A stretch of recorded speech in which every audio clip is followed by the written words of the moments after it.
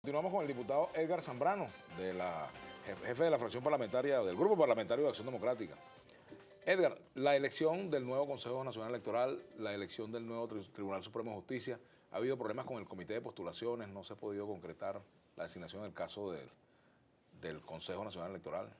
Bueno, en efecto, ayer por segunda sesión consecutiva se presentó la propuesta del PSUV ante el cuerpo y no tuvo las 2/3 partes que establece la norma para la elección del Comité de Postulaciones Electorales.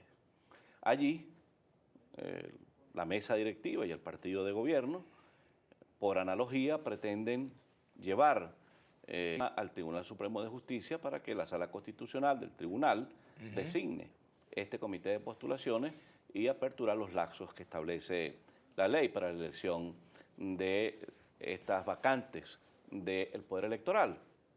Nosotros hemos hecho bastantes esfuerzos con la bancada del partido de gobierno tratando de conciliar una fórmula que nos permita darle más confianza a los venezolanos. Porque el tema, Vladimir, se trata de confianza, de hacer del árbitro el ente que pueda perfectamente dirimir la situación electoral y que quienes se someten a ese arbitrio puedan gozar de la confianza de esa decisión. ¿Todavía hay posibilidades de que se apruebe esto en la Asamblea y no en el TSJ? Siempre hay posibilidades. Igual que me preguntan... ¿Qué es lo que tú crees que va a pasar? Siempre me preguntan, ¿el diálogo es importante? Ahora, siempre va a ser importante el diálogo. Todos los tiempos son hábiles para el diálogo. Y en la política todos los tiempos son hábiles para conciliar la política. De manera que si existe la voluntad política y democrática por parte del partido de gobierno, pues seguramente podemos conciliar con criterio de éxito y brindarle al país un dibujo claro que brinde la confianza que los venezolanos están esperando del árbitro electoral. Ahora, ¿cuáles son los riesgos, por ejemplo, de que esto vaya al Tribunal Supremo de Justicia en el caso del Consejo Nacional Electoral? ¿Ustedes creen que de ahí no va a salir un TSJ que cumpla con la finalidad, un Consejo Nacional Electoral que cumpla con la finalidad de dar equilibrio y dar tranquilidad y confianza? Estamos en dos tiempos. El tiempo de la elección del Comité de Postulaciones, que sería el primer tiempo, y el segundo tiempo sería si se declara igualmente la omisión para la designación de los rectores. Estamos en primer tiempo, son dos tiempos. En el primer tiempo, que en este momento hay muchas conversaciones informales. Sí, en el primer tiempo seguramente, si no llegamos a un acuerdo en la próxima sesión, la mesa directiva declarará la omisión y envía al TCJ la solicitud para el informe y procederá en consecuencia el Tribunal Supremo de Justicia. Luego regresa a esa designación ya conformado el Comité de Postulaciones al seno del cuerpo y se aperturan los lapsos. Ahora bien, una cosa es el Comité de Postulaciones y otra cosa es la designación de los rectores. En los dos escenarios debe privar por parte del gobierno la sensatez política. El gobierno tiene que entender, e igualmente el partido de gobierno, que estamos en unos tiempos donde es necesaria, desde todo punto de vista, para construir la paz de los venezolanos, para gozar de la confianza del país, escenarios donde en correspondencia mutua se puedan designar autoridades y se puedan de alguna manera establecer equilibrios. La institucionalidad del país debe gozar igualmente de la confianza de todos los venezolanos. ¿Cómo sería un CNE que le amerite confianza a la mesa de la Unidad Democrática o al Partido de Acción Democrática? Bueno, nosotros no hemos discutido en este momento cuál sería una posición en cuanto al escenario de la designación de los rectores del Poder Electoral e igualmente de los magistrados del Tribunal Supremo de Justicia. En el partido, cuando se convoque la Dirección Nacional, y eso lo hace nuestro secretario general, el compañero Henry Ramos, discutiremos el tema y eso debe realizarse en los próximos días. Igualmente dentro del seno de la mesa, adelantar opinión sobre un hecho incierto, pues no sería lo responsable en este momento, sobre todo cuando cualquier cosa, cualquier concepto que se pronuncie, cualquier argumento que se emita, puede con las pinzas de los demonios de la política, entonces malinterpretarse y en consecuencia tú sabes que tanto tú como yo hemos sido víctimas de esos demonios de la política.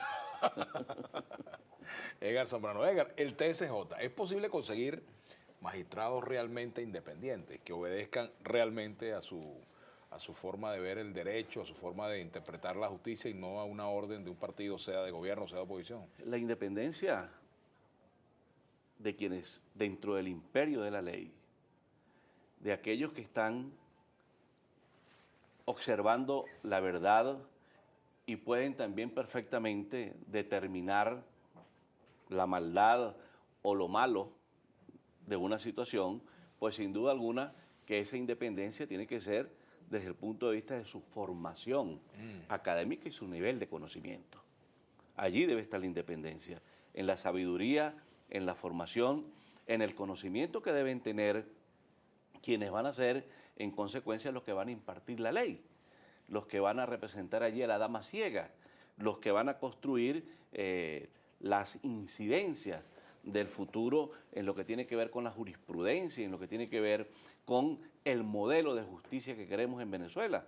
Un modelo de justicia con equidad, con igualdad, donde se respete el legítimo derecho a la defensa, el debido proceso, donde se respeten los derechos humanos de los ciudadanos que se someten a ese imperio, porque el imperio de la ley es cuando tenemos una discordia o cuando se comete un delito, cuando se está en el ilícito, y allí es donde están los magistrados y los distintos jueces de la República, los fiscales y los defensores que deben actuar en consecuencia apegados a esa norma sagrada de actuar con independencia en base al conocimiento y a los elementos de convicción que se presenten en cada uno de los casos. Ahora, ellos piensan, los magistrados piensan, los jueces piensan, los fiscales piensan y sufren las mismas consecuencias del alto costo de la vida, de la inflación, de la inseguridad y en consecuencia emiten una opinión cuando se les consultan los cargos de elección popular,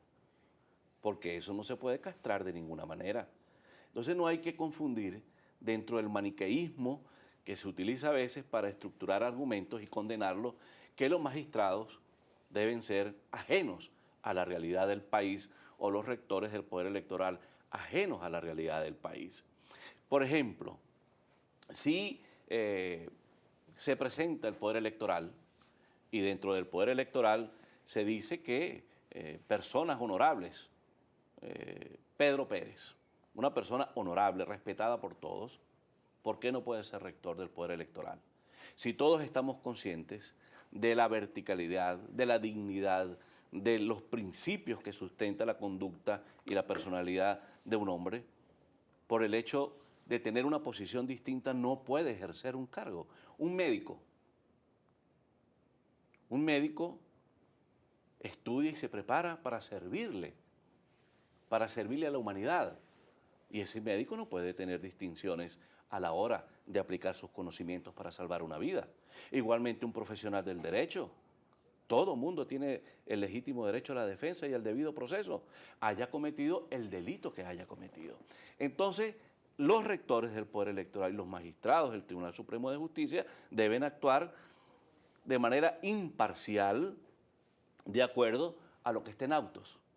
Los rectores del Poder Electoral administrar la manifestación de voluntad popular, que es la emisión del voto, el derecho al sufragio. Esa administración tiene que ser pulcra, objetiva y transmitirle al país lo que ha decidido el pueblo, lo que ha decidido el ciudadano.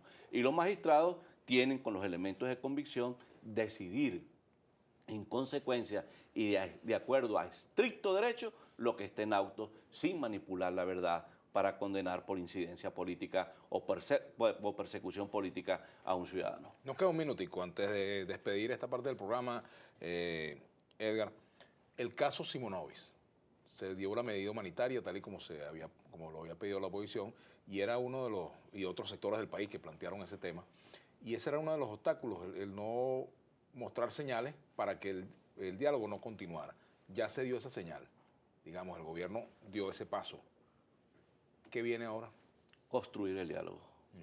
Establecer los mecanismos necesarios para que tanto el gobierno como la Mesa de la Unidad Democrática puedan diseñar un abanico que nos permita abordar el diálogo con término de fecha. Dando el gobierno un paso, ¿no le corresponde ahora a la oposición dar otro? Todos debemos darlo. Y en eso andamos, construyéndolo porque es lo necesario. Pero permíteme, Vladimir, no olvidarnos de los policías metropolitanos, que en este caso están sufriendo también las consecuencias de la violación al debido proceso. Los policías metropolitanos tienen perfecto derecho a una medida sustitutiva al cumplimiento de la pena. Y bienvenida la decisión del gobierno. En un acto de madurez política y de justicia, le otorga el beneficio al comisario Simonovic, que lo merecía desde hace mucho tiempo, no solamente por sus padecimientos de salud, por sus quebrantos de salud, sino porque a través de las medidas sustitutivas tiene perfecto derecho a gozar de ese beneficio. Muchas gracias, diputado. Gracias, Zambrano, diputado del Partido Acción Democrática, jefe parlamentario. Nosotros vamos a la pausa. Al retorno estaremos conversando con Tito Oviedo, diputado, pero del Partido Socialista Unido de Venezuela.